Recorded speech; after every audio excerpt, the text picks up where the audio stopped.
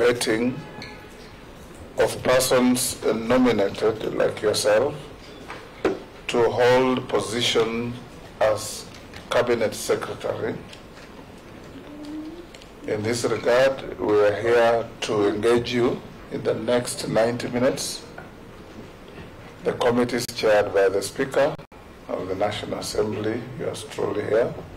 I'll ask all members to introduce themselves, starting with the Deputy Speaker. Congratulations, Honorable Ababu, on your nomination as the Minister for Sports.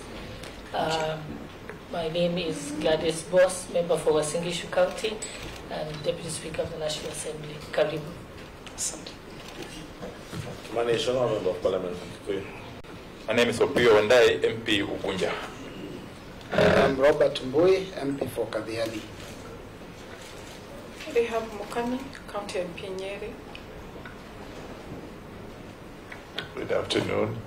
My name is Ferdinand Wanyonyi, Member of Parliament for Kwanza, Trans Nzoia County.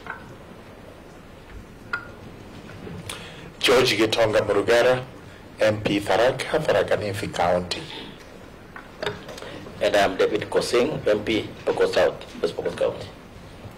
Abdul Rahim Daud, MP for North Imenti in Meru County and a member of this committee. Honorable Mishi Mboto, MP Likoni, also a member of this committee.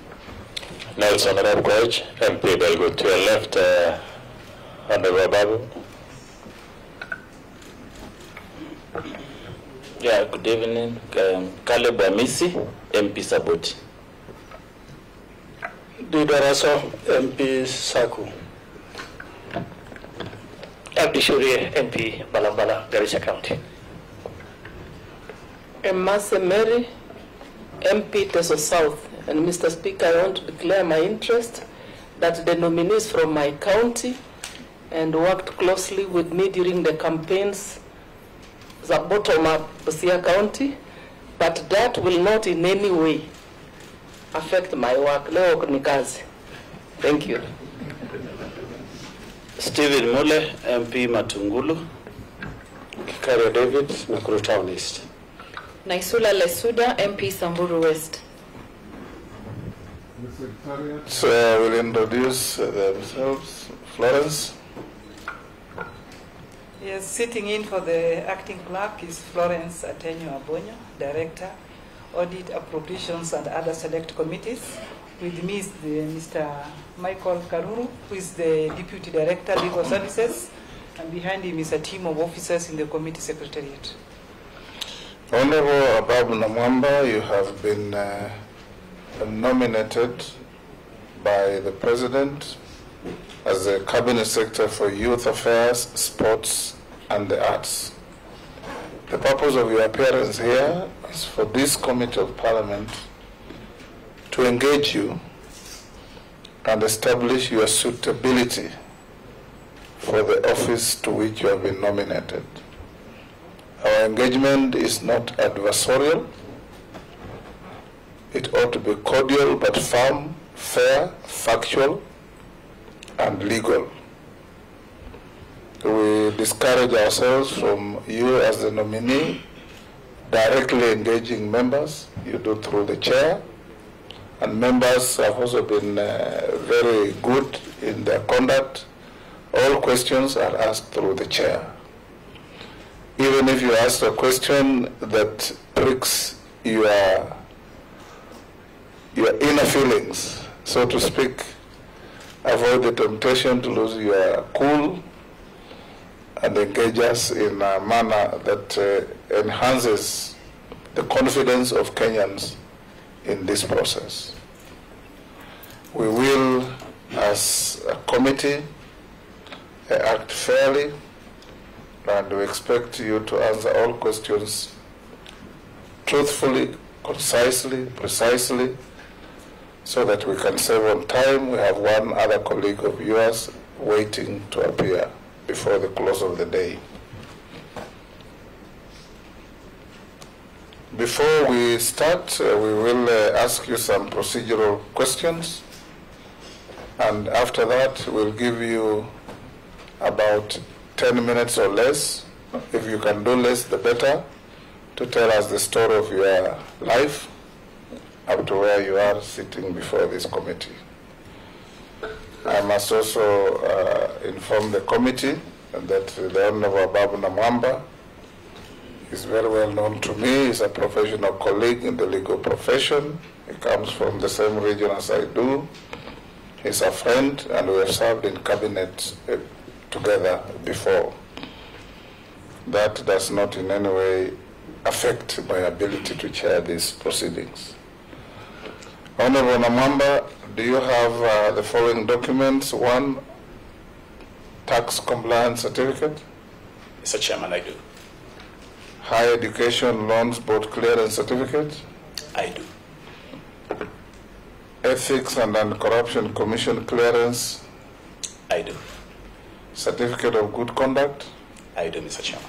Have you ever been charged and been convicted of any criminal offense in a court of law? No, Mr. Chairman. Are you a dual citizen of Kenya and any other jurisdiction? Mr. Chairman, I'm exclusively a citizen of Kenya. You have your original identity card. You'll pass it on to the clerks to see. Yes, Mr. Chairman. And if you have the originals of all these documents, you'll share with the clerks to compare with what you already forwarded to us. Then they'll give you back your originals. At a personal level, what is your net worth in terms of finances? Mr. Chairman, may I, with your permission, just draw your attention to the fact that my bachelor's degree certificate from the University of Nairobi, I submitted a copy of the same, but I do have a confirmation letter from the university confirming my status as a graduate of that university. What happened to the original? It was misplaced, Mr. Chairman. Okay. Yes. Go ahead and answer the last question. Mr. Chairman, my net worth is 425 million Kenya shillings. How do you segregate that? If you allow me, Mr. Chairman, I would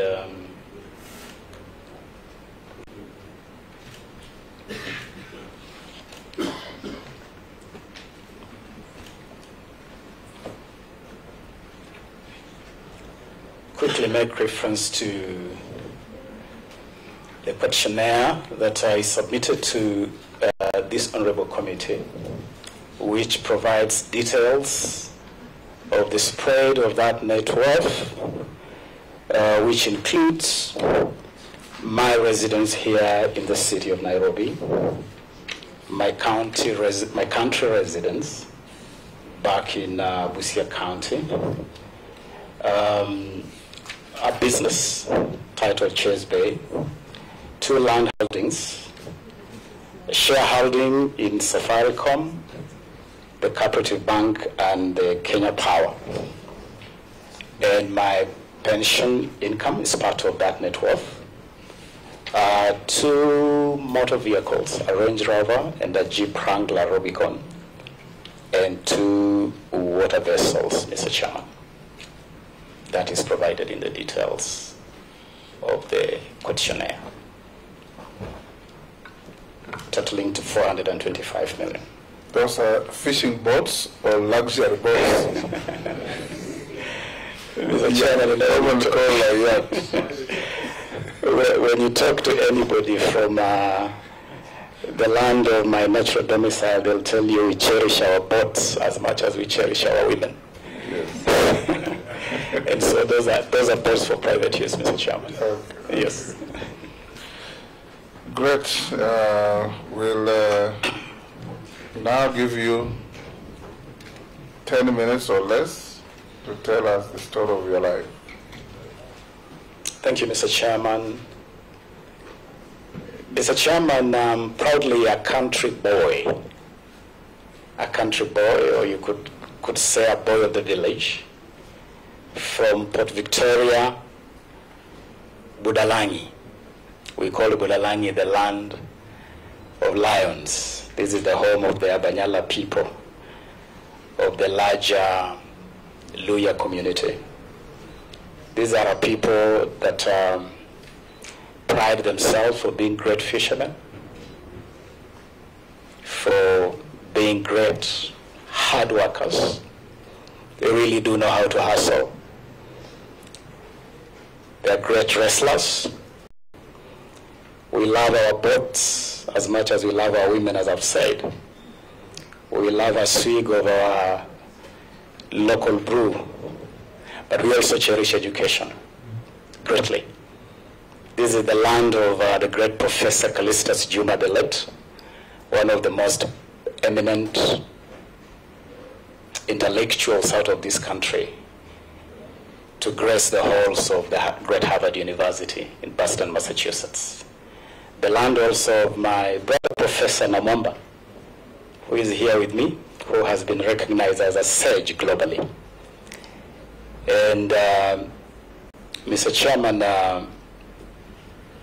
it is in this community that I was born to the late Peter Luicheche Namwamba, my father, and my mother, Agatha Minor, who I like to call my prayer warrior. Mr. Chairman, I was born the eighth, the last of 8 children in this family, and led an ordinary life of a village child. Attended Port Victoria Primary School, where I sat my KCPE, and proceeded to Kolanya Boys High School in the north of Teso for my KCSE. And thereafter I was admitted to the University of Nairobi School of Law to study my bachelor's degree in law. I graduated and got into practice, Mr. Chairman. And a few years down the line, I got an American government scholarship to do my master's degree at the American University, Washington College of Law in Washington, D.C.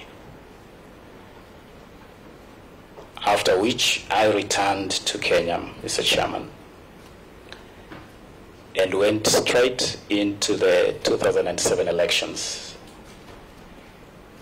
which I won and was elected as Member of Parliament for Budalangi constituency, and served for 10 years in that capacity in this Honorable House.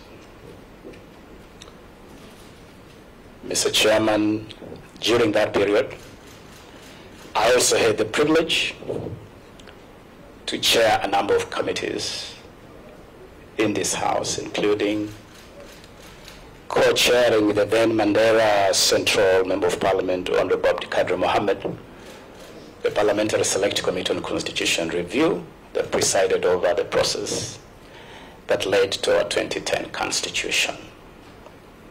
I also chaired the Justice and Legal Affairs Committee, the Public Accounts Committee, and the Parliamentary Select Committee on Cost of Living.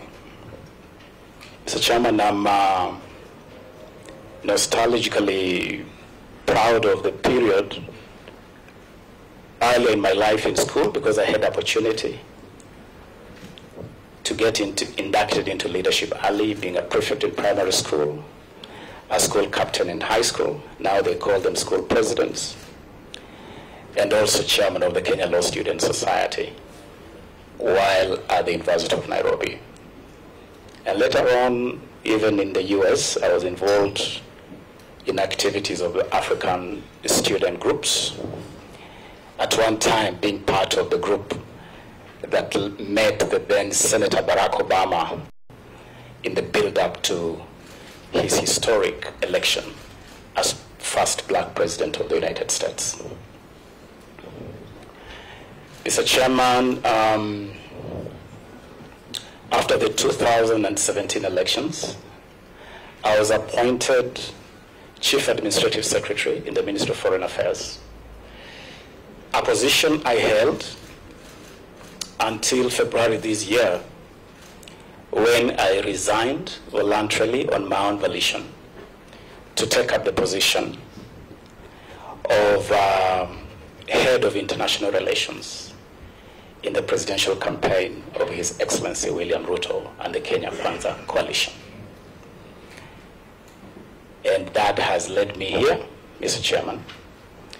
Let me add that during my time as a Member of Parliament, I also had a privilege to serve in cabinet when I was appointed Minister for Youth Affairs and Sports by His Excellency Mwai Kibaki and the Right Honorable Raila Odinga, then Prime Minister in the coalition government. I look back at my 10 years in this house as a key period in my journey in public service, with some very special highlights, certainly top among them being the Constitution of Kenya 2010, that I had such a great privilege to be part of the leadership that led to the conclusion of that process. That period also had some low moments, like the fate of the Public Accounts Committee at the time of my leadership of that committee in 2015, which got caught up in what I believe to date to have been a political moment of madness that, Mr. Chairman, maybe at a later stage I'll be able to expound. But, Mr. Chairman, that is who I am. Let me just conclude by saying, Mr. Chairman, that I have led a journey that for me epitomizes the life of what has come now to join the Kenyan lexicon as the hustler. Because I'm a boy who, I said I'm a country boy, a village boy. I'm a boy who walked to school barefoot. I mean, I would walk to school barefoot and sit in class with pangs of hunger, but never lose a smile on my face or gladness in my heart or determination to finish school.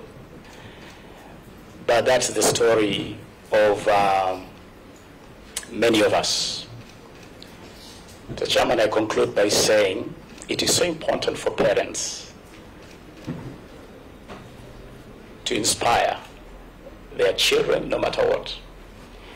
One time my father came home with a newspaper, a fellow newspaper, with a photo of some lawyers nicely clad in the courtroom regalia of the wigs and the gown. And he told me, my son, you must become a family lawyer to protect the interests of this family. And he planted the seed in a small standard 6 boy to work hard and become an attorney.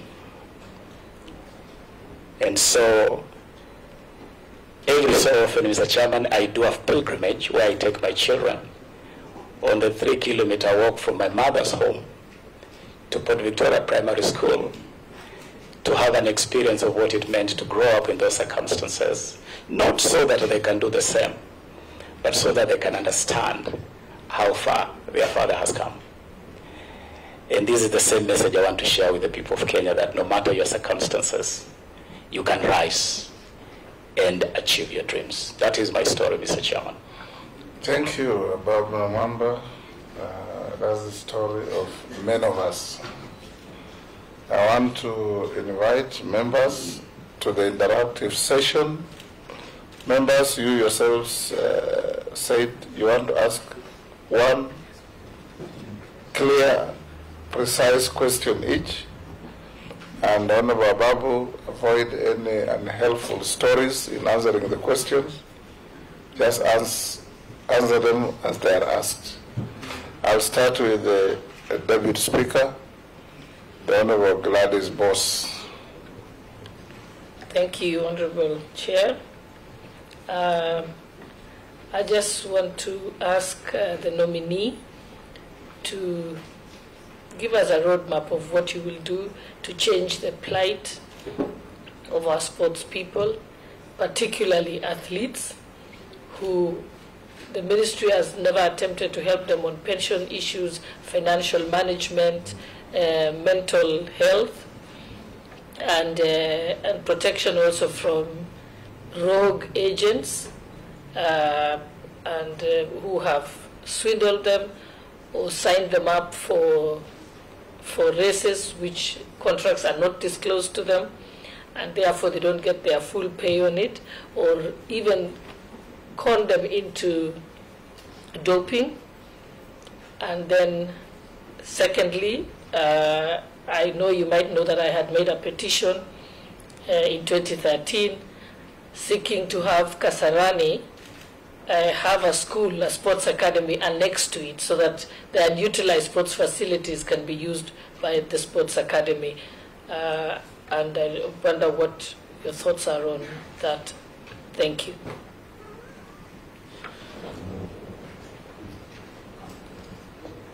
We will take batches of 4, then you answer all of them. Thank you, Chair. Honorable Ababu, you've served in this ministry, and therefore it's you're going back home. By the time you served, there was no sports fund. Now we have a sports fund that exists. What do you intend to do to make sure that the sports fund is utilized for the purposes that it was intended, if you are approved? Yeah, Honorable Babu, I reckon that you served in this very ministry 10 or so years ago. So what new thinking are you bringing on the table, if and when you get a chance to be approved to assume this role? Secondly, you will realize that the NYS, with the setting up of the NYS Council and the bringing on board the new management, the NYS has undergone some transformation and its image has been redeemed somewhat. What do you intend to do to sustain that momentum? And finally, on our way to Busia, kindly pay a visit to the NYS unit at Rangala and find ways of expanding it. Thank you. Have you approved him already? if by any chance he gets the approval of the House. Okay. Yes. Robert Mboy. Yeah, thank you, Chair. Chair, our nominee, the Honorable Puistofik, I hope I've pronounced that right. There was an affidavit that sworn by Sheila Masinde, I think, and Davis Malombe, which laid claim to the period when he served as a PSC chair in 2014, where there were serious allegations of bribery by himself and members of that committee, in fact leading to the first ever watchdog committee in the history of Kenyan Parliament to be disbanded. And the allegations were extortion and blackmail. I would like the nominee to maybe shed light on what happened on that matter. 4, you can answer those. Ababu. Thank you, Mr. Chairman. Excuse me. Mr. Chairman, should this committee, in its wisdom, find me worthy of holding the position to which I have been nominated, it is true that I would be going to a space that is not entirely strange or new to myself, having served in this ministry between 2012 and 2013. And so, to answer the Honorable Deputy Speaker on the roadmap to change the plight of our sports people, I can confidently tell you that I have a fairly good idea, a good view of the sport, or the sporting terrain, and I am not under any illusion as to the state of this terrain at the moment. It is actually in absolute turmoil. As we speak right now, our football activities are in limbo, having been suspended by the World Football Governing Federation, FIFA. The Badminton Federation is banned. The Swimming Federation is banned. So the whole arena of sports is in total chaos. Kenya is in a state of a doping crisis. This year alone, there have been no less than 30 cases of doping, which is threatening to shatter the very fine, glittering image of Kenya as a fine state sporting nation. The whole benefit of pension is not available to our sports people. And that is why a lot of our sports people who retire from active sportsmanship, they live in penury. We've seen it with sporting giants like Kadenge, like our fine boxing hero Arwinge, who passed away the other day. And it's because there is absolutely no framework to take care of these sports people in their retirement. We have rogue agents who do not seem to pay any regard to the laws of the land. And I have reason to believe, from past experience, from information available to me, that they may actually be part of the syndicate that is drawing our sports people, special athletes, into these increasing doping cases. And so, should I be cleared to assume this office, I am determined to move with haste to start cleaning up this mess, starting, of course, with the FIFA ban. If you cleared me, if I was to be sworn into office, my first morning in office, I'll be on the phone with Mr. Gianni Infantino, the president of FIFA, to resolve the ban on FKF and Harambee Stars. I want to listen a lot. I would say that in my first 100 days in office, I would do a lot of listening. I want to listen to federations. I want to listen to sports people themselves. I want to listen to stakeholders so that we together can draw a roadmap to return sports to the pedestal it belongs, but most importantly, in line with the Kenya Kwanza Manifesto, I would want to work with all stakeholders to turn sports into a huge industry that can help in resolving our burgeoning unemployment rate and also protect our sports people from exploitation, from the challenge of drug abuse, and the challenge of being able to live in dignity after retirement. Quickly to conclude the question of Madam Deputy Speaker, the Kasarani Sports Academy is something I'm familiar with because it is around the time when I served as minister here that we started the journey to put this academy in place. Regrettably though, this is a brilliant project that got stuck and has not moved much, but we have to elevate this academy to a point where it becomes a focal point for nurturing talent in this country, identifying talent, nurturing talent, and unleashing this talent onto the national and the global stage. I'm a keen follower of football. I'm aware, for instance, of the Clairefontaine Center in France, which is like a conveyor belt. It keeps churning out incredible talent. Talk of Thierry Henry, talk of Kylian Mbappe. You see players who have been nurtured at this French academy. We can do it here. And I'll be very determined, should I find favor with this committee, to occupy this ministry, to put in place the measures to get this academy to the point where it should be. Mr. Chairman, quickly, to the point raised by the Honorable Leader of Majority of this House, Honorable Kimani Ichung'wah. Yes, I'm familiar, I'm aware that at the time I served in this ministry, in fact, one of the biggest challenges was financing sports. And Mr. Chairman, my biggest achievement as Minister for Sports at that time was the enactment of the Sports Act. In fact, for the brief period that I was in this ministry, I took it upon myself to accelerate the process of enacting this law. And it is in this law that we provided for the establishment of the fund. But I left the ministry before the institutions established under this law were actualized, one of them being the Sports Fund. After the law became operational, there were changes. There was an amendment to this law that spread the benefits of this fund and even renamed the fund from what we had crafted in the original piece of legislation. And it's now called the Sports, Arts, and Social Development Fund. And the Honorable Majority Leader, you may want to know that under the regulations put in place by Treasury, 60% of this fund for the last several years has been going to healthcare.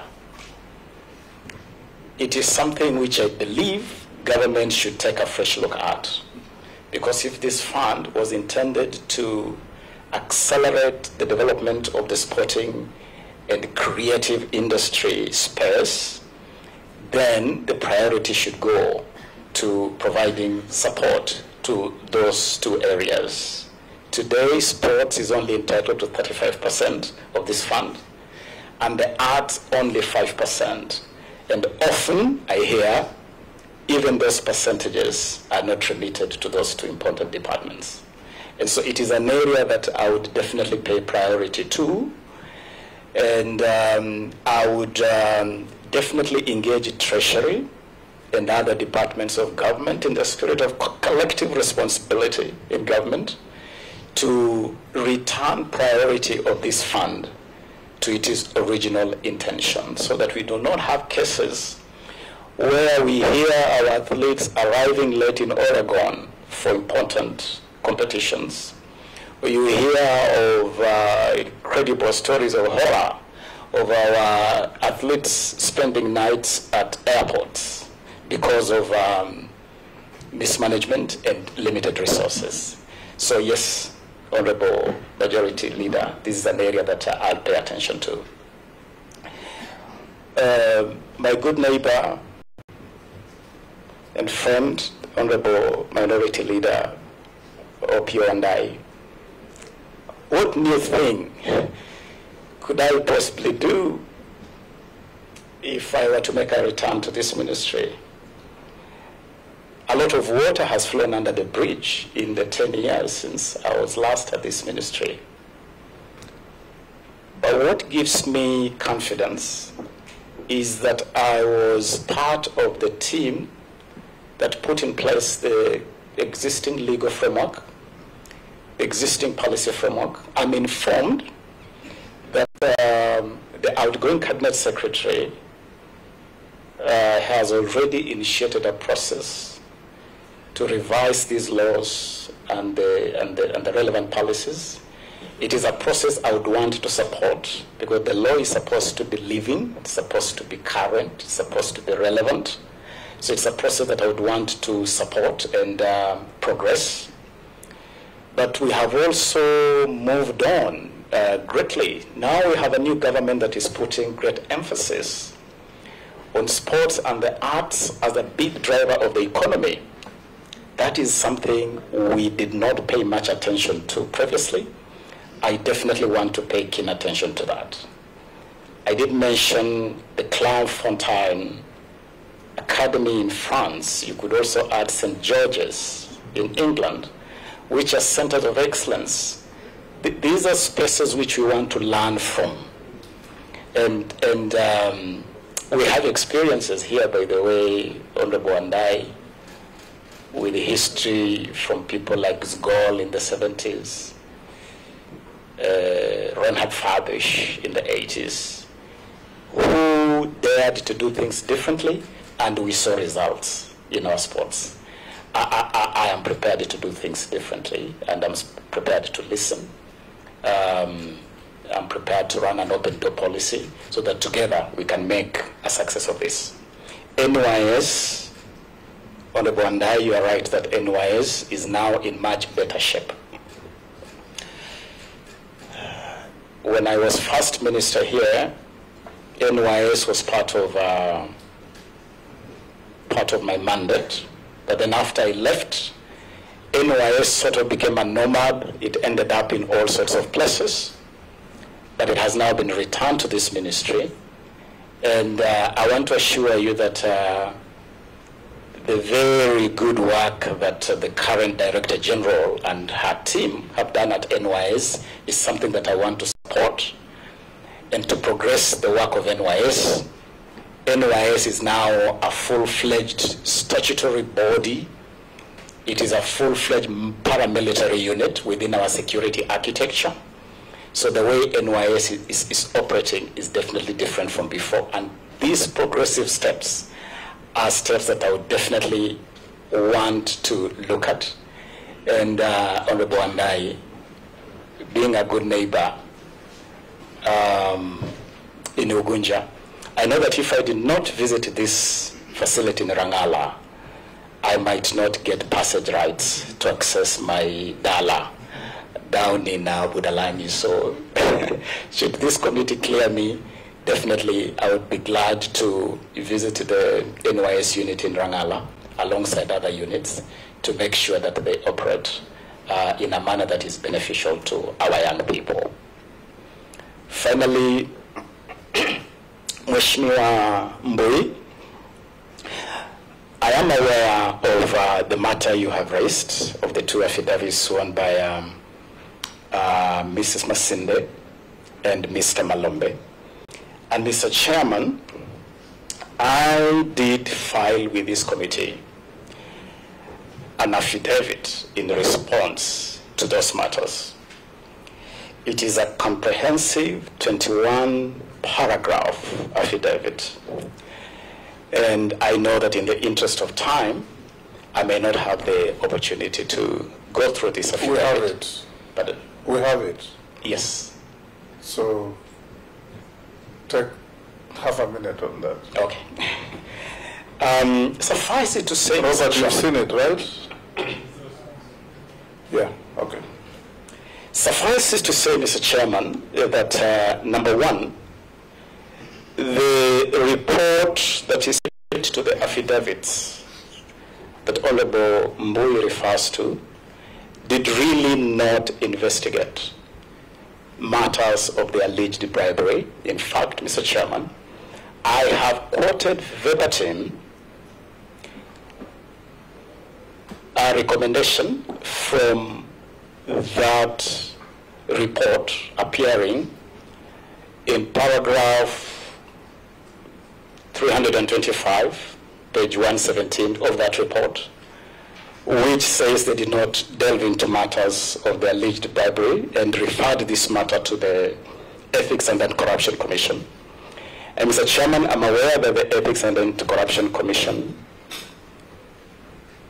delved into this matter and they did not find it worth their time to progress it any further, meaning that they found the allegations nothing more than hot air. Mr. Chairman, significantly for purposes of this process, and I want to request you, Mr. Chairman, and the committee to give attention to the affidavit that I have filed. But suffice it to say that the so-called allegations were actually all withdrawn on record, as recorded in the report of the committee, which I have with me, a copy of which I have with me here, Mr. Chairman. And Mr. Chairman, of course, we know that if I make an allegation against you and withdraw it, it expires that allegation ab initio. If that allegation is investigated by another body, which finds it not worthy for any further action, then that matter is extinguished in its entirety. Mr. Chairman, I believe that in all the positions I have served, in this house previously and in government, I have come out clean as the snow that global warming is wiping off the Mount Kenya peaks of Batian, Nelion, and Lenana. So, Mr. Chairman, I am completely blameless, as anybody would confirm from that report. And my position is as stated in the affidavit. Good. The next batch.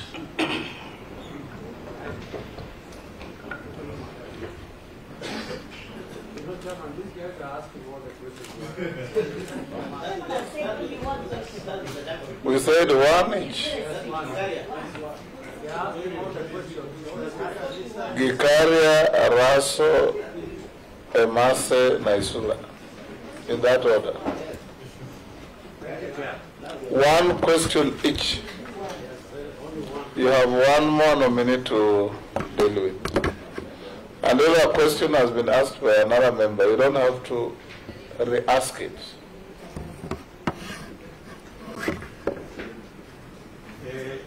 Because he touched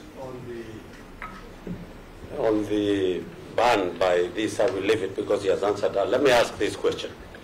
Honorable Chair, the music industry relies on royalties generated by the licensing of copyright songs and recording as a primary form of payment for musicians. However, musicians fail to get their rightful share of royalties, a scenario that has now been the norm for a long, long time. And of course, they have always been complaining and meeting different people. So maybe you're the right person to address. What measures will you put in place to ensure that musicians get what they deserve? Thank you, Chair. Excellent. Russell? Thank you, Mr. Speaker. Honorable Ababu, congratulations on your nomination. You are going back to the same ministry where you served 10 years ago.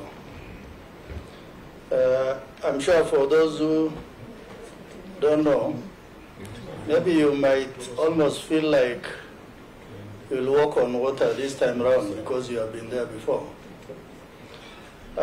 We interacted intensively when you were at the Kazakh Ministry of Foreign Affairs. When you look at our sports, actually we see talent. It borders on hobby, and it borders on pastime.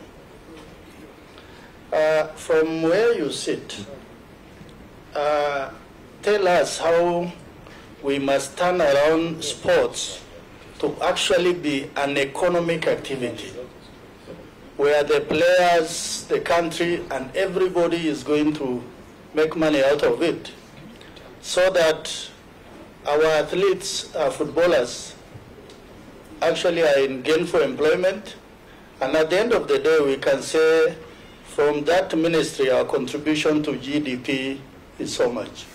Thank you, Honorable Speaker. Well done, Mary. Follow suit, one question. Thank you, Mr. Speaker. It's going to be one question.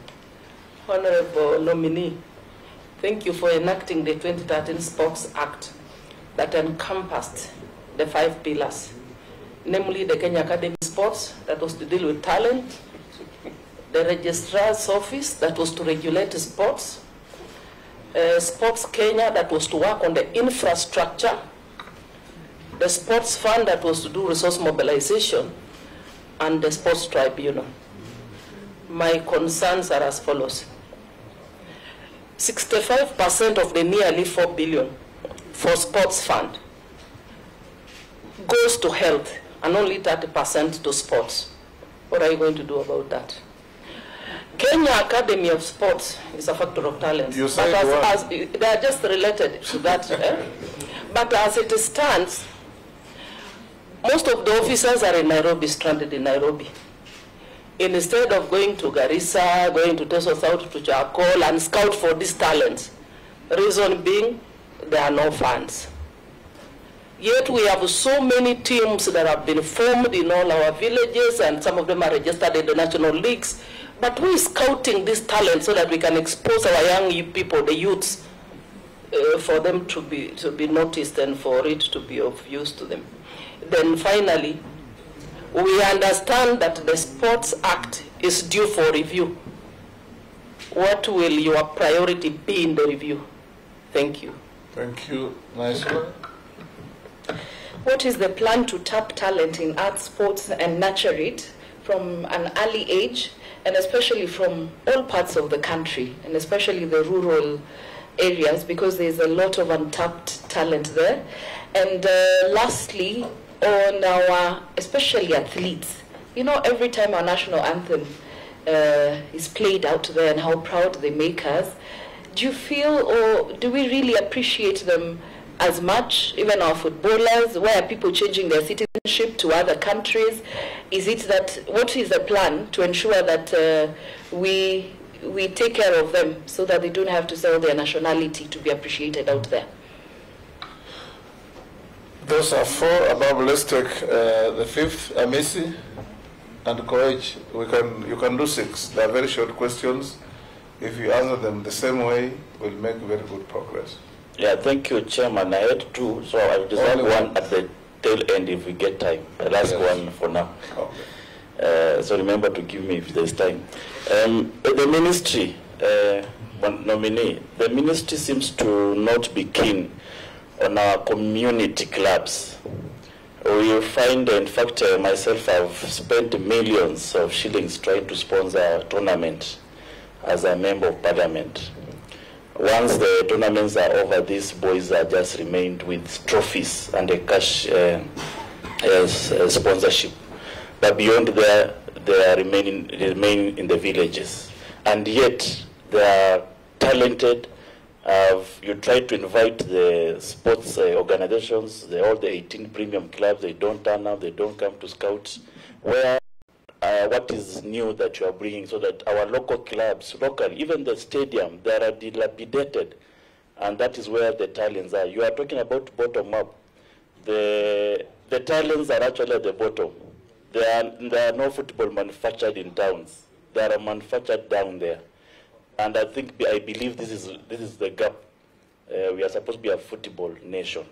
What are you going to do different this time? I will see you in Matisi, Black Stars there, Mitume FCs, that you are playing with them. In fact, probably could have come in your sporting gear, not in a suit, because that's where you are going. Thank you. Coach? Honorable Ababu, my question has been asked, but I will just, to the left again, but I'll just give you something to food for thought. That our athletes generally are totally not recognized and appreciated in this country. Look, for instance, why did we have to go for Naomi Campbell to market our tourism, our Kenya as a tourism destination? Our sportsmen, particularly at AK, an anonymous athlete has written me a message to say there's a lot of corruption that you must check, especially when our athletes are going to perform or to compete in international stage. Number two, harness and tap on athletes, specifically someone like Eliud Kipchoge, who's been used by international brands as a marketing sensational, and tap on such face to market our country and our sportsmen. Above all, please, if we approve you, make sure that there is a total restructuring of the sports industry in this country. You can quickly answer those six, Ababu. Thank you, Mr. Chairman. Mr. Chairman, very quickly starting with Honorable Gikaria. The question of royalties and benefits generally to, let me go beyond music. Music is a big part of it, but let me call it the creatives. The creatives, whether it is musicians or fine artists or thespians, theaters, or performing artists. This is a huge problem. And Mr. Chairman, it should be noted that we have a body in this country called Kekobo. the Kenya Copyright Board, which, with due respect, I believe it could do more in terms of protecting, first of all, protecting the intellectual property, because this really must be recognized as part of the intellectual property that we get from our artists. We should be able to get more out of it. But we also have organizations called CMOs that collaborate with Kekobo to sort of collect royalties on behalf of their members. And we have three main ones. We have the Music Copyright Society. I think this is the best known. We have the Kenya Association of Music Producers. This is mostly for people who produce music. And Performers' Rights Society of Kenya. These organizations have not done justice to the artists that they represent. In fact, just the other day, there was a case that made headlines where these societies were actually taken to court by some of the artists. And what came out is that it is a space that is riddled with opaqueness, if I could borrow that popular lexicon. But it's also riddled with a lot of mismanagement, and it's a space that will require a lot of attention. We need to take a look at the law. We have a law in this country called the Movable Assets Act. It is important for the House to consider recognizing the creative space and the artistic talents as intellectual property, but also as movable property, so that we can give sufficient weight to the creativity of our young people. It is an area which, Honorable Gikaira, through the chair, I want to assure you that the architecture of this ministry, as has been communicated in the Executive Order number 1 of 2022, provides an opportunity, perhaps for the first time ever, for this space of creatives to be given form. If you approved me to take this office, I would move with haste to establish a whole directorate for the arts. A directorate that would give form to this sector, but would also then make it possible for us to allocate resources, to allocate funding to this sector and support our young people engaged in the creative industry. You also did ask the question on the artists getting what they deserve. I believe that once we have put in place, we formalize that space, then it should be possible for us then to raise the entitlement that they get. Honorable Russell, and Mheshimiwa, you know that while working with you in my recent past life at the Foreign Office, during which again we successfully got the Foreign Service Act enacted, you saw the deliberate effort we put in to start profiling our sports people and turning them into ambassadors for this country. For instance, when we sought to sit on the UN Security Council, among the ambassadors we put forth to market Kenya as being worthy of a place on the UN Security Council were our sports people. One of our highest profile activities was a marathon we organized in the streets of New York at the tail end of our campaign for the UN Security Council. And we tapped the profile of great sons of this land, great sons and daughters of this land like Eliud Kipchoge. And this is something that we have to do. But as you have correctly said, this must be turned into an industry. We cannot continue running sports and the arts as a sideshow, as a pastime. This is something which you should know. You can actually live from it fully. and be able to take care of yourself. And it can be such a huge contribution to our GDP. It is happening in other economies. It's happening in places like the US, in South Africa. I mean, when you look even the way Tanzania is managing their sporting space, football, you can see there is already progress towards industrializing sports and the arts. We must do it, and I commit to do so, should I find favor of this committee. Honorable Emase, Mr. Chairman, you are right about the share of the fund, with 65% going to healthcare, and just a little bit, 30% going to sports, and 5% going to the arts, for a fund which was created by the Sports Act for purposes of this particular area. We have to change that. We have to change that. We have to provide money into the academy, as you have correctly said. Our officers are in Nairobi. They're not visiting the rural areas. I know that Teso South is abound with talent. We have to provide resources to be able to nurture this talent, to identify this talent. And in terms of the priority in reviewing this law, we need to strengthen the discipline in our sports federations. There are a lot of issues within our sports federations, but we need to pay even keener attention in streamlining this funding space. But most importantly, as we review this law and this policy, my focus definitely would be on how we unleash the full potential of this country as a sporting and artistic country in an industrial, in a very economic, very commercial sense, Honorable Emase. Mheshimiwa Naisula,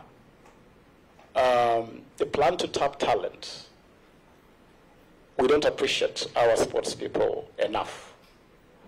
And you are right. We have seen an unprecedented number of our sports people changing nationalities. The other day, there was an interesting ceremony in Gaborone, Botswana, where a few of their sports people who had just come back from some international event were feted in a massive national event. And they are being given three bedroom apartments. They are being given resources to boost their businesses and all that kind of stuff. I believe that we can do more in motivating our sports people. But for me, what is more important is to provide an avenue where our sports people and our artists can comfortably live from the sweat of their brow, and providing that legislative and policy framework for them to do that, and make it really proud for them to represent Kenya, to be proud to represent their country. Mheshimiwa Misi, we will go to Matisi with you, Mheshimiwa Misi, to make sure that we start demonstrating in a very clear way that we need to pay attention to grassroots talent development. And if you look at many countries that have grown exponentially in this space, they just get the basics right. And if you go back in the history of this country, when we did very well in sports like hockey, at one time Kenya used to be represented at the Olympics in hockey. Kenya used to be a powerhouse in boxing. Kenya used to be a powerhouse in cricket. These sports are no longer anywhere on the horizon. We just got the basics right. I remember when I was in high school at Kolanya, hockey was a big thing in Kisumu City. Big thing, and some of the best players playing for the Kenya national team in hockey were from Kisumu. We are not just paying attention to the breeding grounds of sports and talent. And I can tell you, if Ferdinando Manyala had not happened on us, we would never have imagined that we can actually crack the short distance space. Angela Okutoi is now winning tennis games at the very top level. The other day, she became the first Kenyan to win the doubles at Wimbledon. She won the singles at the Australian Open. Those are really premium global events. Now we are just realizing that we actually have talent in tennis. But for us to be able to do this, we have to dive deep and start identifying this talent from the source and nurture it to the top. So I am with this committee, I'm with you, Honorable Amisi, absolutely, 100%. And in the spirit of the Kenya Kwanza bottom-up, I will really do this bottom-up, like really go bottom-up, go to the bottom and develop this talent up in the spirit of our government. Finally, Mheshimiwa Koech, I was as dumbfounded as you were that Naomi Campbell would be hoisted on us as some kind of emblem or symbol of Kenyanness. Because if you needed a lady with a global image, we have Lupita Nyong'o, who is an Oscar winner, no less. We could have used Lupita if you wanted someone in that space. But Eliud Kipchoge is something of, it's a global rarity. It's a global rarity. I think it's one of those people that happen once in a generation. We haven't deployed him sufficiently. And so I agree with you, Honorable Koech, that we need to do more. What I can assure you is that I want to work with the Ministry of Foreign Affairs, space that I'm very familiar with, to make sure that sports diplomacy is exploited fully and that brand Kenya can actually ride on the sporting prowess and the artistic prowess of this country. We want to see many more Lupita Nyong'os on the global stage. We want to see many more Eliud Kipchoges. We want definitely to see more Victor Wanyamas on the stage. Thank you. You've answered all of them. Mr. Chairman, that's the issue of corruption, and just to assure that the Kenya Kwanza government has zero tolerance to corruption as a policy, and is a policy that I would definitely carry with me to the ministry.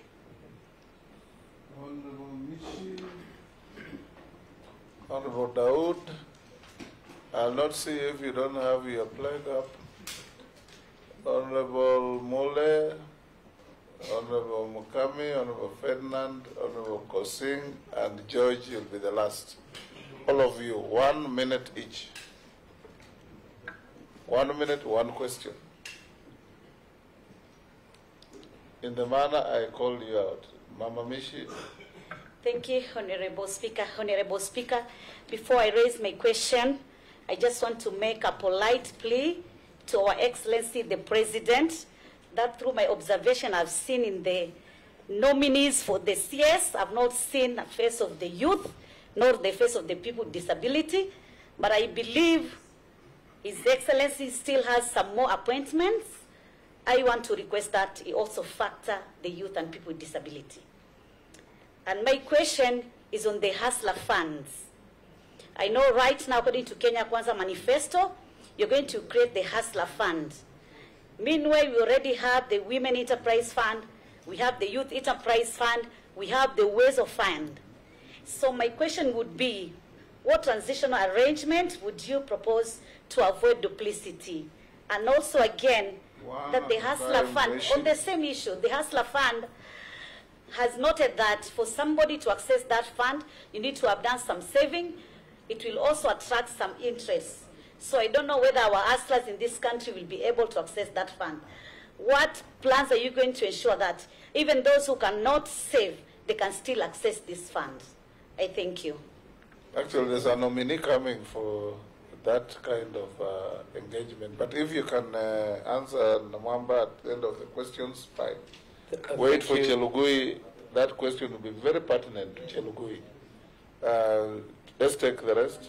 Thank you, Chair. Chair, one of the functions of the CS for youth is business innovation and incubation. And one of the other institutions which is under the CS is Sports Kenya, which takes care of our stadia in the country.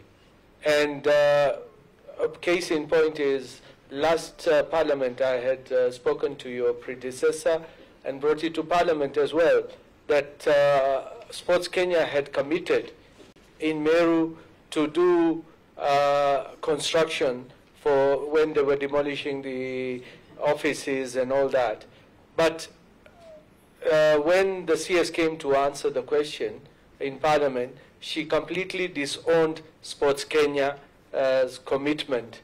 I want to know from you whether Sports Kenya, under you, will they be answerable to the commitments they had made on behalf of the CS, or what will happen? And regarding the business innovation and incubation, what is your take on that? What are you going to do for the youth?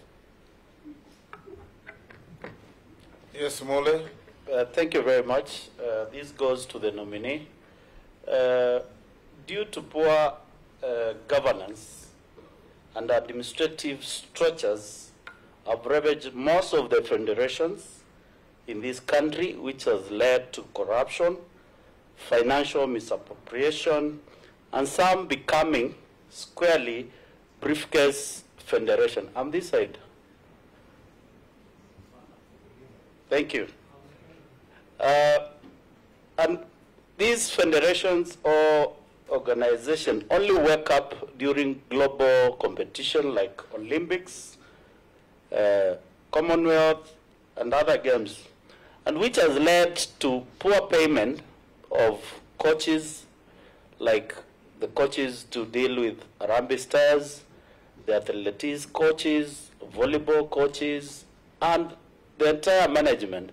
What are you going to do as a sports minister to ensure that Kenya sees a different sporty fraternity which can generate revenue for this country and employment? Thank you. Ferdinand, you're the next. Then Kosing, then George. I didn't have Boy on the list? Oh, okay. Nominee, I think I want to be very specific. And from what you're explaining, I think the sports in this country will definitely improve. The way you're tackling, the way you're actually answering the questions. But specifically now, football, which I think is one game that everybody loves in this country. And there are three teams that I know that you know, the Goromaya Goromaya, AFC Leopards and Breweries were very good teams in the past. They've gone, in fact, they are doing very badly, either because of support from the ministry or whatever. Tell me, or tell us, what are you going to do to be able to improve the sense of these teams so that you can get through this, can get our youths actually being called to play professional football elsewhere. The three teams are very, very key in this country. Me having been an official in AFC and played for the club at one time, I just want you to tell us what you do specifically on these two teams, three teams.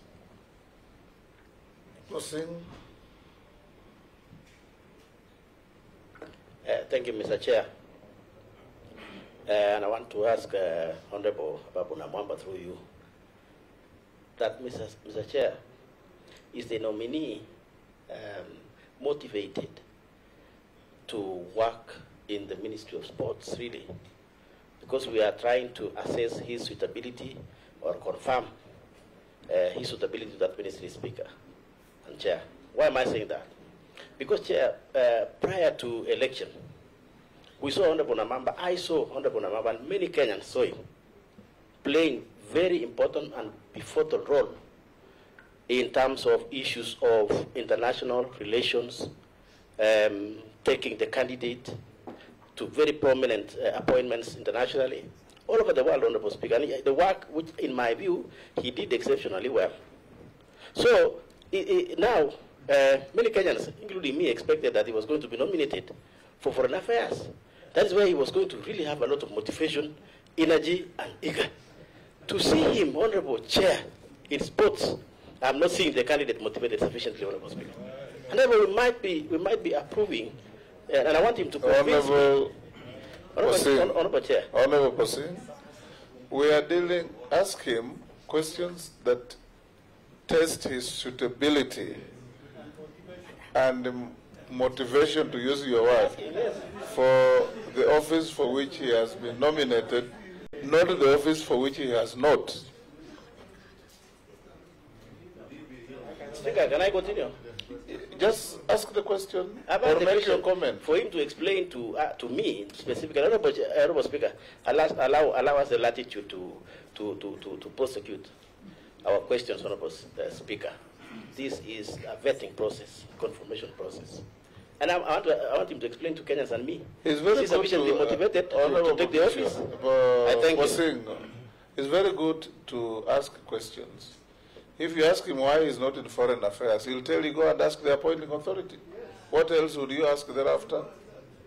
Speaker, you are paraphrasing, and you are paraphrasing my question. I asked him to explain to me, is he motivated sufficiently to take over the Ministry of Sports? I didn't ask him sports. I didn't ask him foreign affairs, Speaker. Yes. You have boxed me towards a corner. That Kenyans will look at me as if I'm not asking relevant questions. I'm asking very relevant questions. Very good. Yeah. And your question was very relevant. Very relevant, yeah. Is he sufficiently motivated? Correct. To be in this ministry? Yes. Yes. Vis-a-vis that he did very well elsewhere is neither here nor there. Yeah, so exactly. So is he motivated? He explained to me. Morugara. Thank you, Chair. I don't help him too much. Thank you. Thank you, Chairman. Thank you very much. Nominee.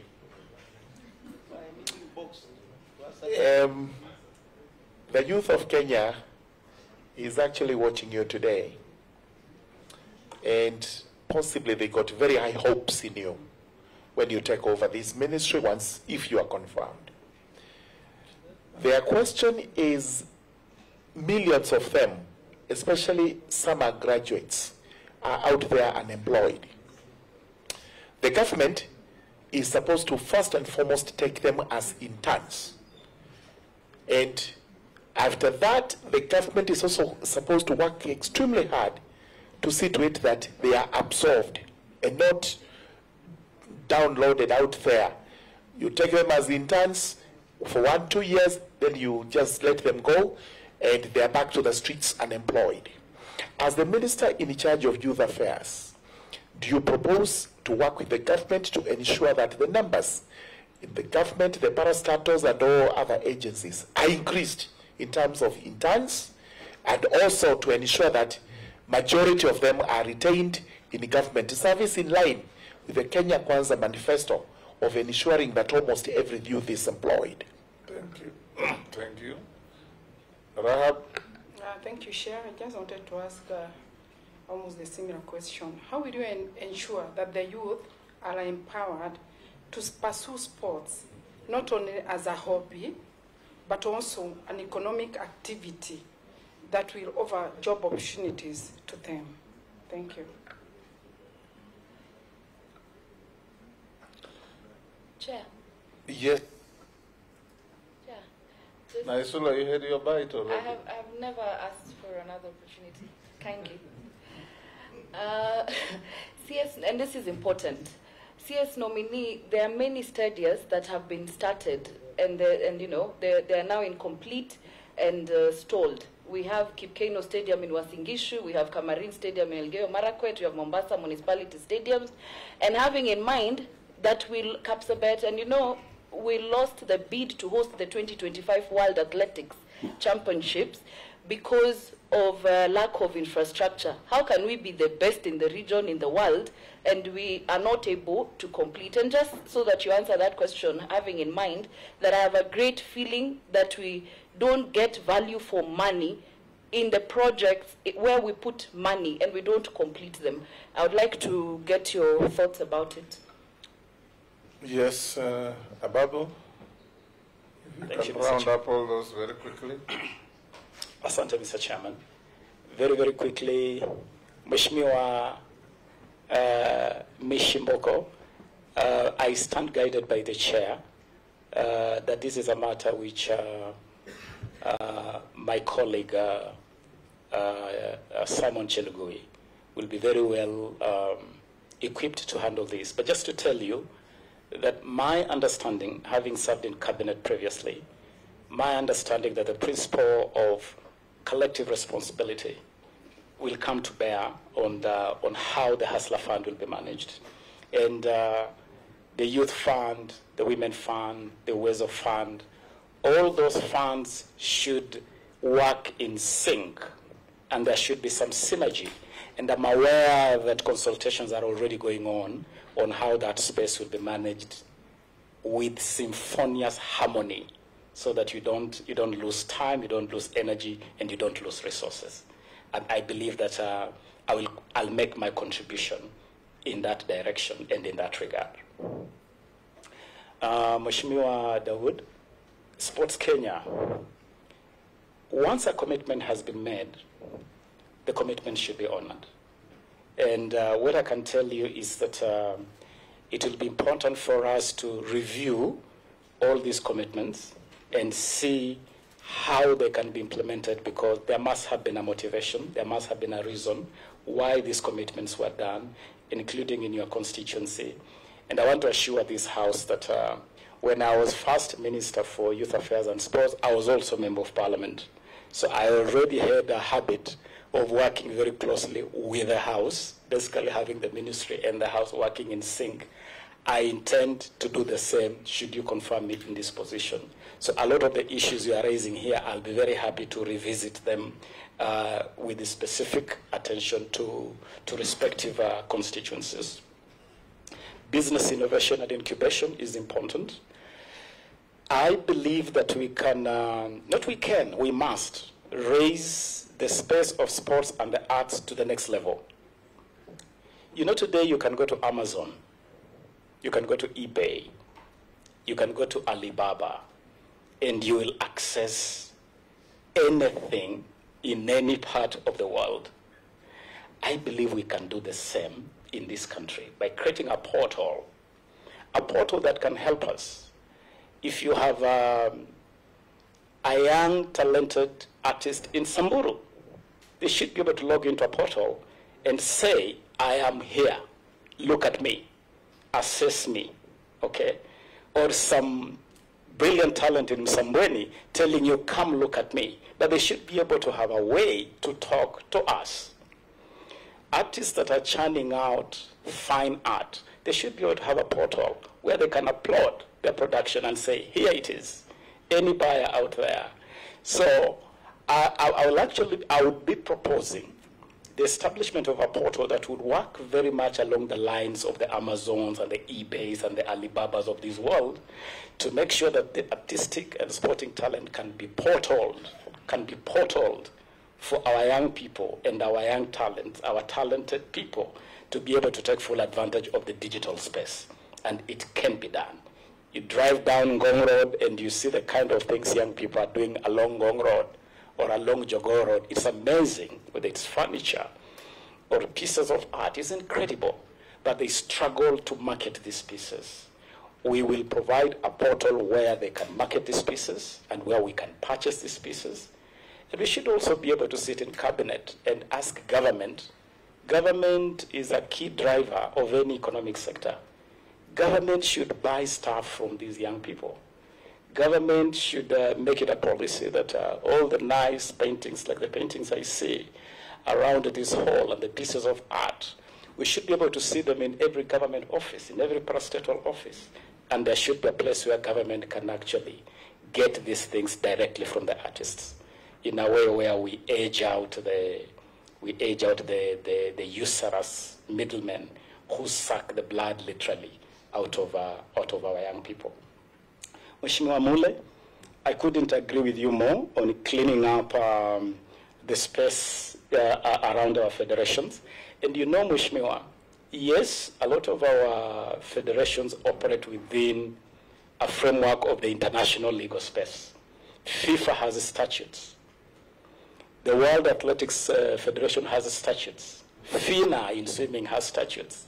But these statutes have to be in sync with our domestic legislation. And we must make sure that this is done. So that if corruption is corruption, we must be able to call it out. And we must be able to take action without our sports people suffering. So this is an area which, Honorable Mule, I would be very happy to work with the House.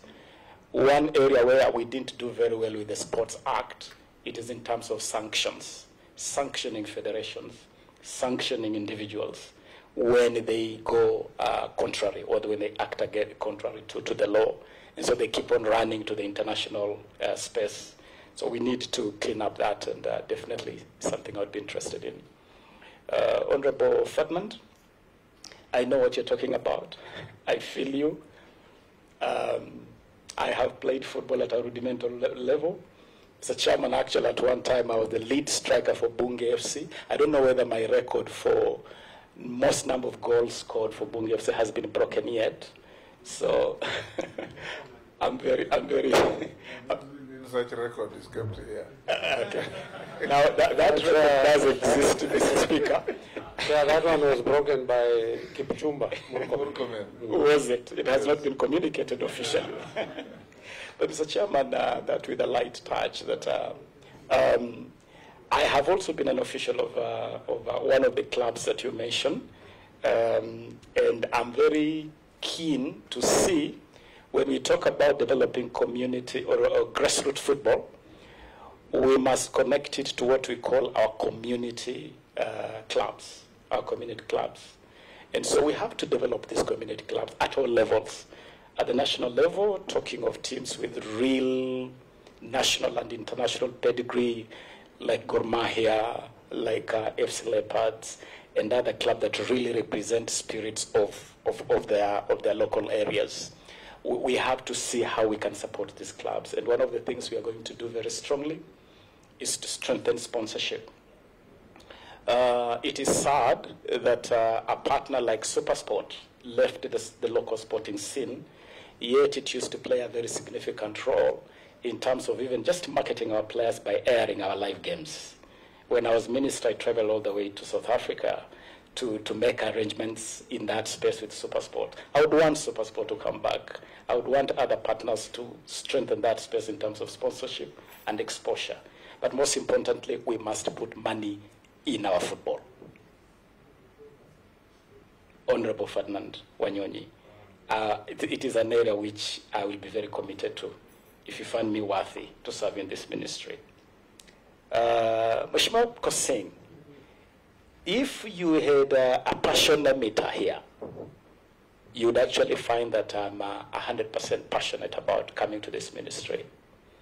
And I'm highly motivated to serve in this ministry.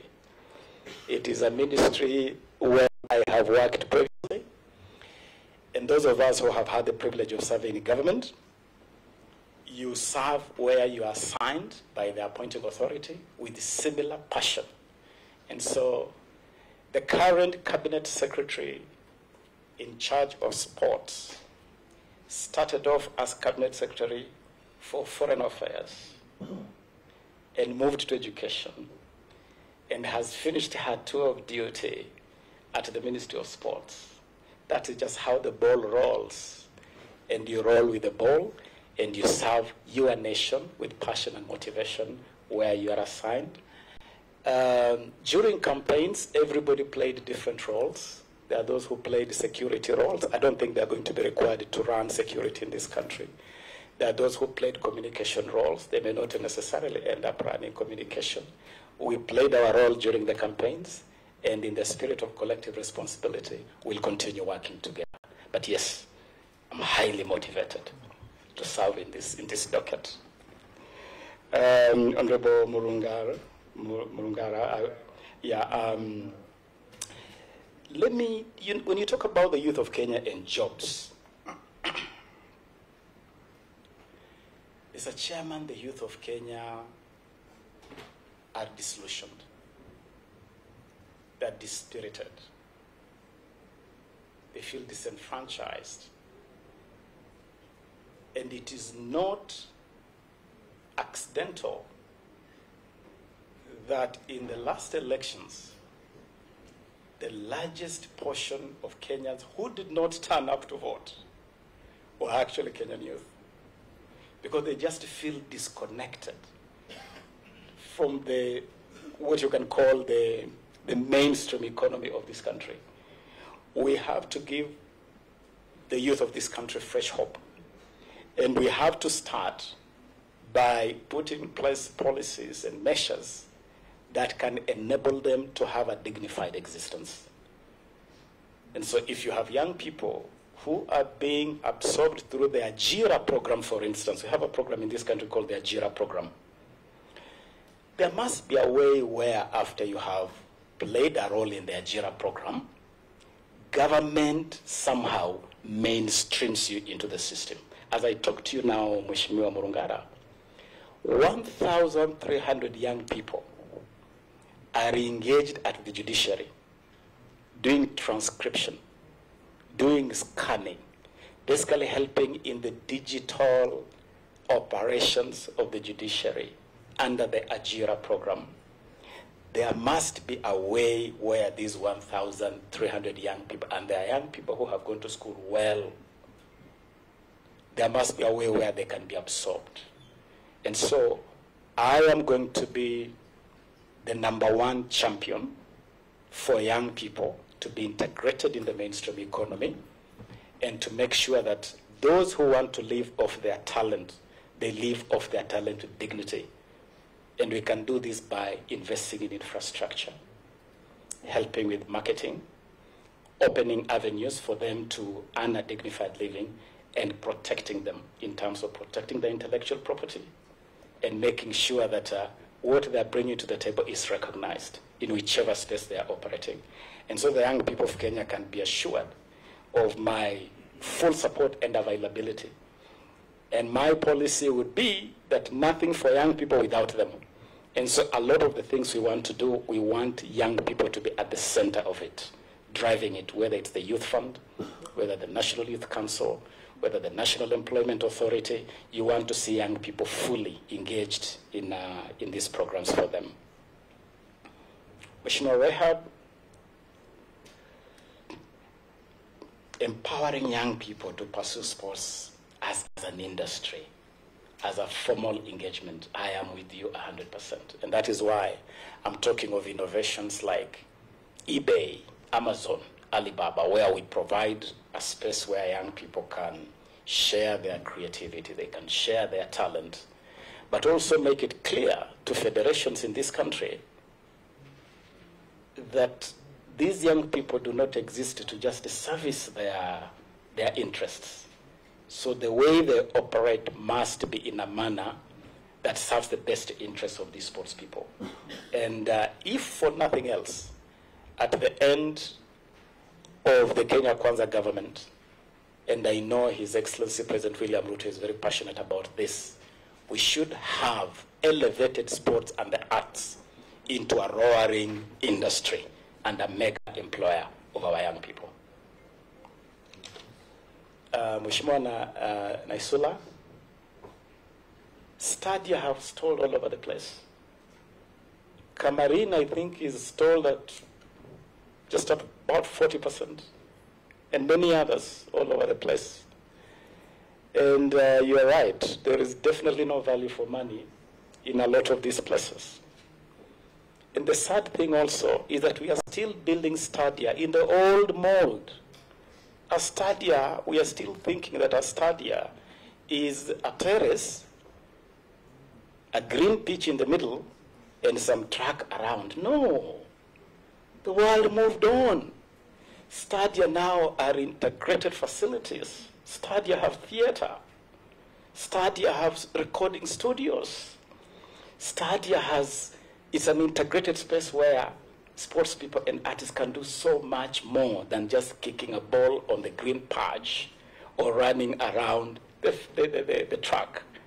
And so one of the things that we must do also is to revisit even the design of our stadia And we must turn this, all our stadium must be turned into centers of excellence so that we have activities going on there continuously. I mentioned Clairefontaine, which is run by the French football, but there are also clubs. When you go to Barcelona, they run a great academy called La Masia, where they churn out great talent like Messi, who was discovered at the age of 6, 7. Who is discovering talent in this country at age 6, age 7? And where would these talents be discovered? We must make this the spaces where we can support this talent and grow this talent so that we can be able to compete with the rest of the world. And it is an area where I'm going to be available. We will assess the facilities that are in place and then start a new journey on how to manage that space better. Thank you, Mr. Chairman. Thank you, Honorable Namwamba. I'll give Honorable Posing one last chance. Was there anything remaining? Yes, I'll give you one last chance. Was there anything remaining? I wish the candidate, I wish the candidates exist. You're okay. Yeah. I wish the Mishimbogo has sent me a question. He was afraid of having another bite, but I'll allow you to ask yourself about rehabilitation of youths from drugs and other substances. Yeah, thank you, Honorable Speaker, and thank you for giving me this chance once again. To our nominee, I know you are aware about drugs menace in the Coast region and even in the entire country, Nairobi, even now in the area like Nakuru. The other time I was talking to Mheshimiwa Gikari, and he also told me that it's a big problem in Nakuru. Right now, currently in our government, we don't have any public rehabilitation centers. What we have those which are privately owned. I don't know whether you have some plans to ensure that we actually have public rehabilitation centers. And this should be at the constituency level.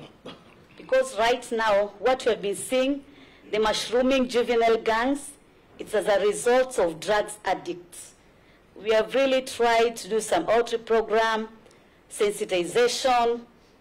We have talked to the government regarding the barons, the agents of drugs, but it's like it's a big cartel. There's so many people who are in this cartel, and it has become very difficult. What we are hearing is that maybe some of the police officers are on payroll weekly, monthly. So it is very difficult. You don't know what you can do. When you go to Lamu right now, you can just cry, sing, big numbers of youth in drugs. It's not like 100 youth. You see like 2,000 youth in Lamu. You come to Mombasa, you see like 5,000 youth in drugs, hard drugs. We don't know what we can do. We have really tried so many times. We have even identified the barons, those we call vichuzi. We take information to the police personnel, but nothing is being done. Up to now, I don't know what's wrong with our borders. Like for instance, our border Lunga here, Horohoro, Tanzania and Kenya, where most of the drugs which come to Mombasa passes through those borders. I think there must be something differently which is going to be done to ensure that we save the youth of this country. Otherwise, as parents, we have our daughters, they will not even get husband where we are going in the coast region. Because, you know, for them, they're not even interested in having girlfriend, in marrying. What they're interested in is just getting the kete. That one kete, you buy it at 200 and it's all. Nothing else. They're not interested in anything in life, in what, nothing. Just drugs. It's really pathetic, Honorable Speaker. I'm really crying anytime I talk about drugs. I'm really crying. In my constituency, anytime I go, anytime I just land in Likoni constituency, I get around 1,000 youth coming for me. Mama tujapona, and you can give them money. They don't buy food, they don't buy clothing, they just buy the kete, that hard drug. Thank you.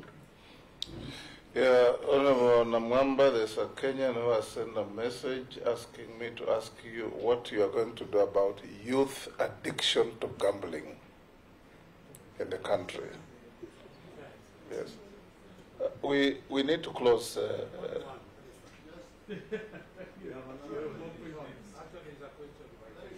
Yes, Gikaria. Thank you. Just as I was going through, just before somebody else sent me a question regarding, when you talk about sports, Namwamba, we normally just, like in football, we think about Harambee Stars, Starlet, AFC, and the big clubs. Then we forget the route where it starts. And that route, your offices are devolved, but they don't have even enough funding to be able to do some little bit of some activities at the local level so that they can be able to somebody can be able to nurture. Myself, I've been in football for 30 years, and I will tell you how important it is for us to start the youth clubs at our local level.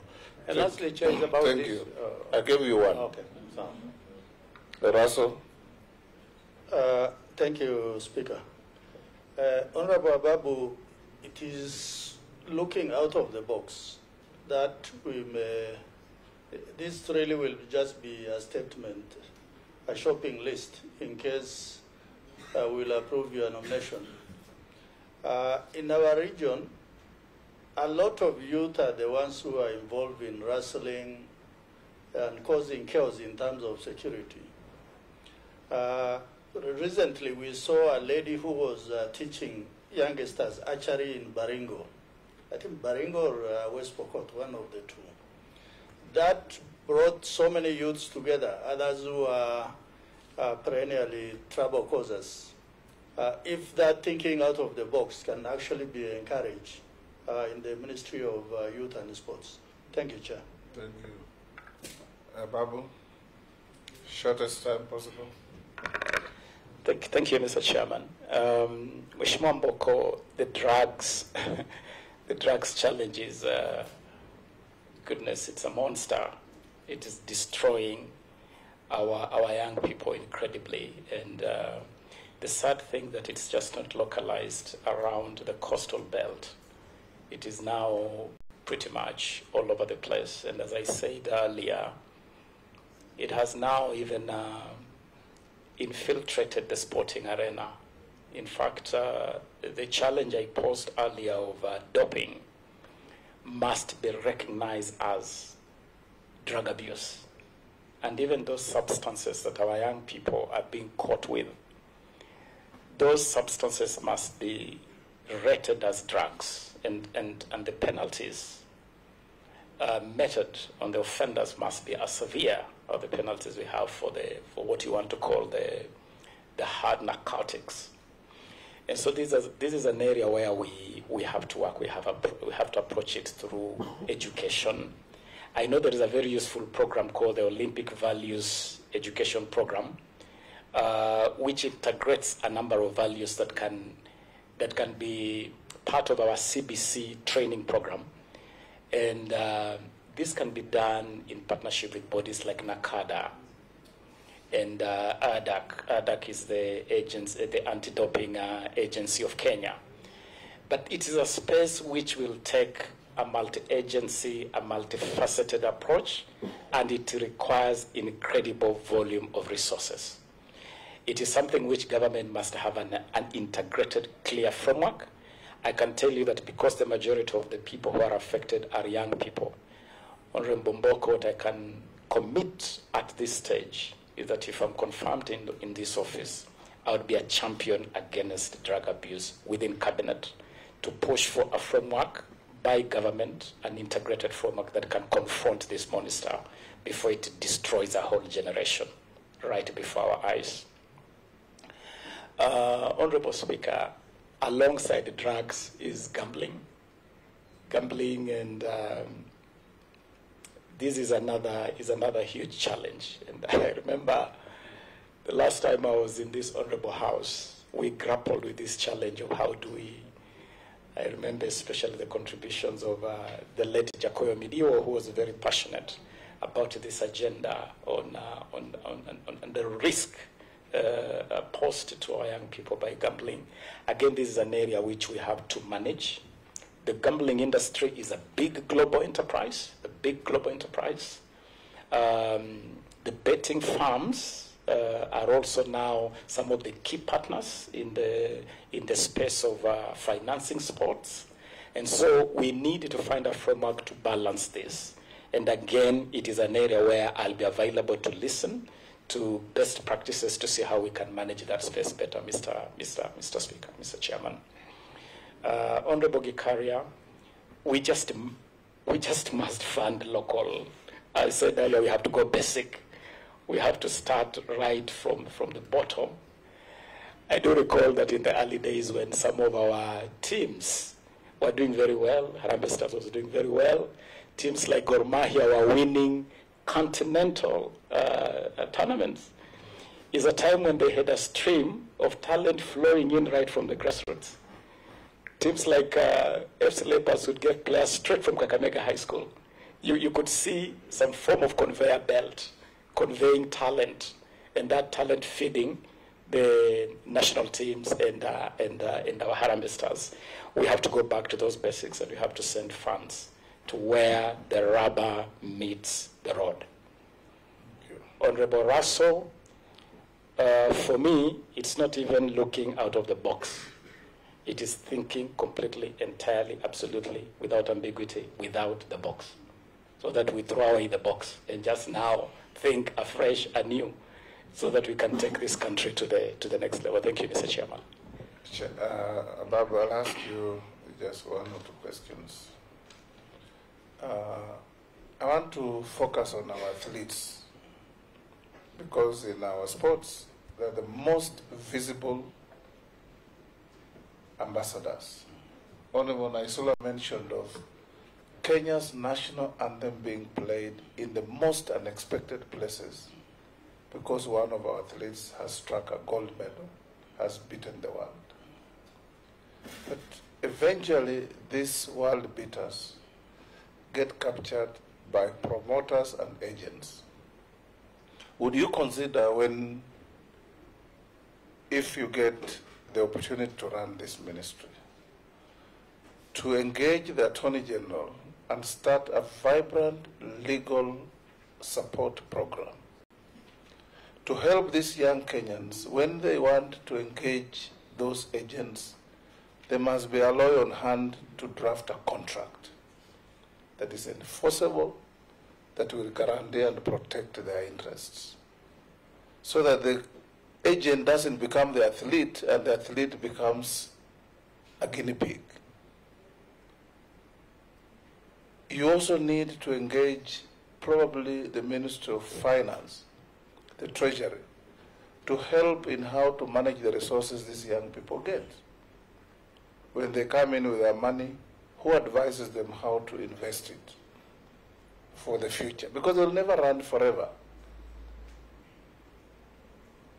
You must have read a book called The Old Man and the Medal by Fernando Yono, where an old man called Mecca is given a medal, like all our athletes have.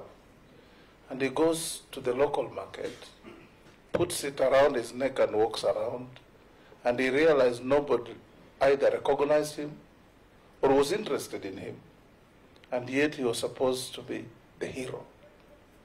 And that's what we're having, Henry Rono, the others. You know, if the legacy you live in this ministry, cascading from athletics, because that's our biggest sports enterprise, how to help these young people earn their money, keep it for later years, have contracts properly executed, have proper advice, be given incentives, gifts, tax breaks, whatever. You know, that's what is lacking. That's why they live here and go and run for Qatar, because they appreciate them more than we do. Where Honorable Posing comes from, there's a Samson Kimombwa. He won a gold medal in one of the Olympics, the only one that Kenya won in one of the Olympics. Nobody hears about him. Even in Kapengure, where he was born, there is not even a street named after him. Nothing. So that's what I want you to, among other things, of course, look at. Thank you. Mr. Chairman, sir, I couldn't have put it any better than you have. You know, there's no feeling more tiring, more inspiring, more touching in a nationalistic pride sense than hearing that national anthem play. That flag rise, whether it is in Brasilia or Amsterdam or New York or Beijing. I don't believe this country has any other branding value bigger than that. And we have definitely not. One, we have not exploited it fully. Secondly, we have not done even the basic quid pro quo. Because if you are just to do the basic quid pro quo for these athletes, they're scratching the national back. No one is scratching their back, Mr. Chairman. Just basic. So I want to make a commitment, Mr. Chairman, that this is an area where we must work seriously. The idea of having the AG's office involved is brilliant, and they already have a pro bono scheme. It's a pro bono scheme which you can log in as a public interest program where our athletes can be provided free services as part of that quid pro quo, and they can be given information on contracting. They can be given information even just on basics of the risks that lead them into doping. Engagements with agents, because not every agent that comes here is a nice person, and some of them do terrible things. There are even serious cases of sexual harassment, sexual abuse of some of our young people. So it is an area which definitely, Mr. Chairman, I'll pick up. Investment and market intelligence is something which Treasury can provide, where these young people can be given training, they can be given information to know the investment vehicles that are available. For instance, now the Kenya Kwanza government is going to be very big on affordable housing. It's an area where our athletes can be guided on how to direct their resources, be part of national government development while also putting their money to good use. So yes, Mr. Chairman, I am very well guided by your supreme wisdom, Mr. Chairman, sir. 3 minutes. Tell us what you want us to do for you. Mr. Chairman, let me first of all say that sitting in this room in front of you and these honorable members, I'm a very proud Kenyan that our institutions truly have matured. The manner in which you have conducted this exercise, the decorum, the maturity, just makes every Kenyan's heart fill with pride that we are maturing as a country and our democracy is on another level. So I want to thank you, Mr. Chairman, and the honorable members for making this house and making this country so proud. Let me also use this opportunity to thank His Excellency the President for finding me worthy of nomination to this office, and give the assurance that should this House find me worthy to serve, I would definitely put my best foot forward with passion and full motivation, Honorable Kusini. And just to conclude by saying that I am a hustler, and the son of a hustler, like hustlers like many of us are. I have walked that journey of coming from the village to be able to sit here and get the privilege to serve my country. And I want to thank the people of Budalangi, they are Abanyala people. Honorable Chair Mheshimiwa Wandai would tell you that the people that they call Jomanyala, they are actually the real Jonam. And while the our good neighbor and Shemej think they are better fishermen and sailors. Joe Manyala actually say we taught these good neighbors how to fish and how to sail. And we also taught the Igbo of Nigeria how to wrestle. Amalinza the cat can confirm that. So, Mr. Chairman, I want to thank these people who gave me the platform to become who I am, and just to give an assurance to the sporting fraternity that if I'm confirmed in this position, I'm going to be listening very keenly to everybody, and I'm going to run an open door policy where my door will be open to all stakeholders to work in so that we can improve this sector together.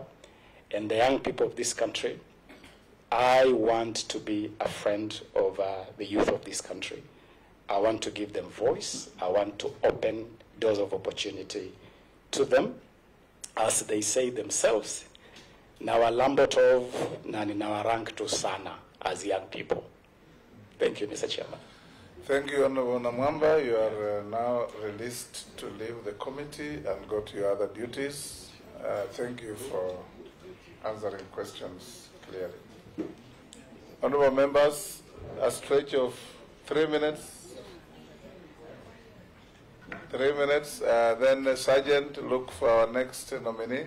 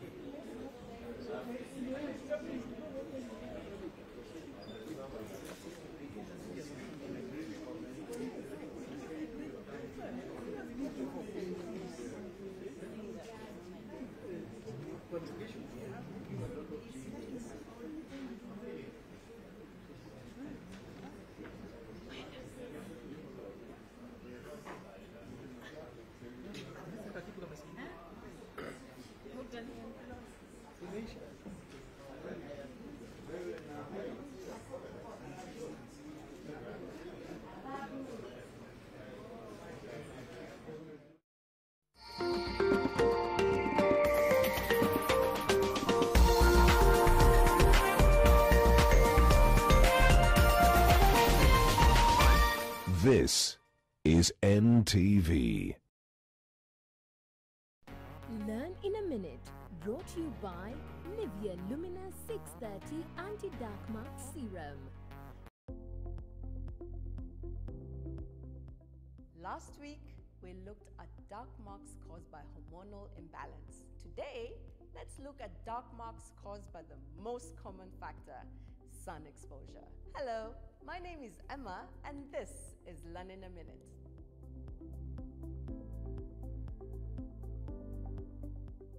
Have you ever worn your favorite top? Then in the evening, when you get home and change, you find the whole outline of your top drawn on your skin? This is an example of hyperpigmentation caused by the sun exposure. Now imagine our face that is exposed to the sun every day. Panic not.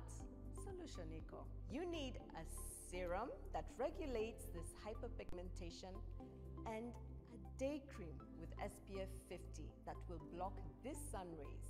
I'm thinking Nivea Lumina 630. It starts working from day 1 with visible results in just 2 weeks.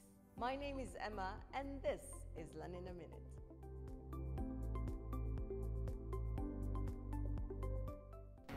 Learn in a Minute, brought to you by Nivea Lumina 630 Anti-Dark Mark Serum.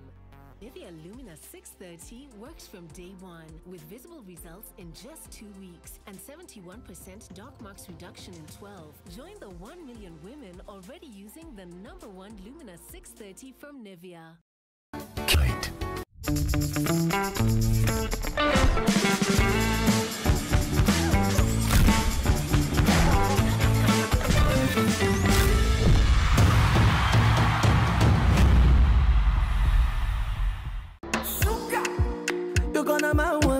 Yo, what's going Republicans? It's the trendsetter right here, and on this week's episode of Teen Republic, we switch it up a little bit. We are celebrating 1 year. Yeah, guys, that is the 1 year anniversary since I, Aziza, and DJ Rickmore took over the show. And on Bazenga, we featured the best of the best Bazengas throughout the 1 year. Napala Studioni, we're gonna be kicking it with J-Rocks all the way from Zambia. From the west to the east, feeling like Zulu. Some amazing dancers. They love the way I raise the bar. And music policy takuwa hotter with DJ Rickmore, the Afro King. Run the track like a road run.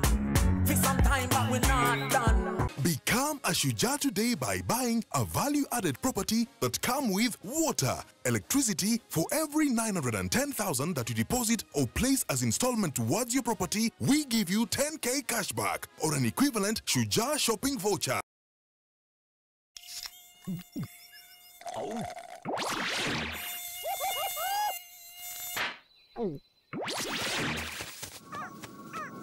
Huh? Well, nature is full of wonders. Red Bull gives you wings.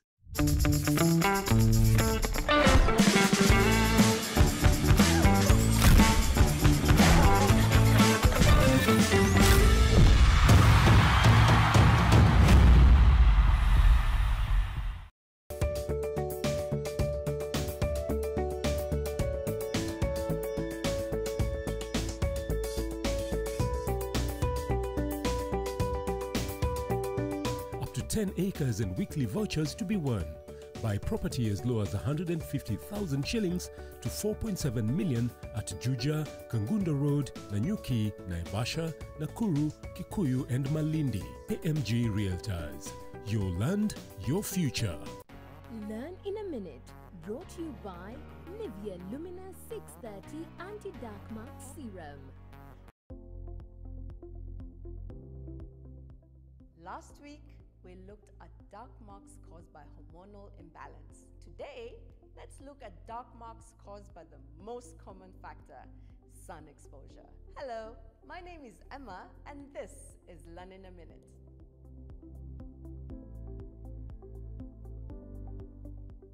Have you ever worn your favorite top? Then in the evening, when you get home and change, you find the whole outline of your top drawn on your skin? This is an example of hyperpigmentation caused by the sun exposure. Now imagine our face that is exposed to the sun every day. Panic not.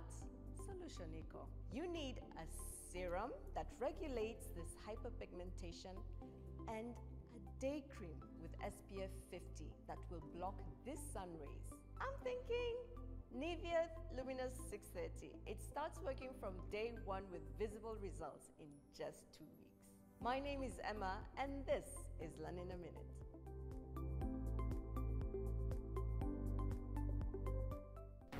Learn in a Minute. Brought to you by Nivea Lumina 630 Anti-Dark Mark Serum. Nivea Lumina 630 works from day 1 with visible results in just 2 weeks and 71% dark marks reduction in 12. Join the 1 million women already using the #1 Lumina 630 from Nivea.